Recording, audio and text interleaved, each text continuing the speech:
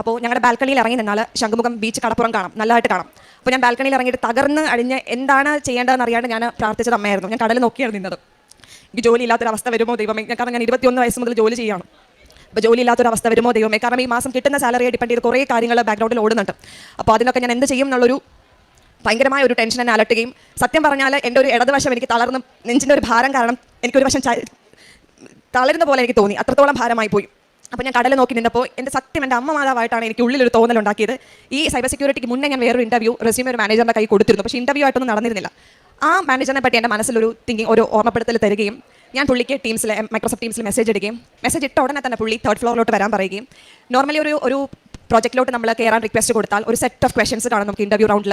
പക്ഷേ ഒരൊറ്റ ക്വസ്റ്റൻ പോലും പുള്ളി എന്നോട് ചോദിച്ചില്ല, ഒരൊറ്റ ചോദ്യം പോലും. പകരം ഒരു കാര്യം മാത്രം, ശ്രീലക്ഷ്മിക്ക് വീതിയായി പഠിച്ചെടുക്കാൻ പറ്റുമോ? കാരണം ഈ പറഞ്ഞൊരു ഫീൽഡിൽ എനിക്ക് യാതൊരുവിധ എക്സ്പീരിയൻസും ഇല്ല.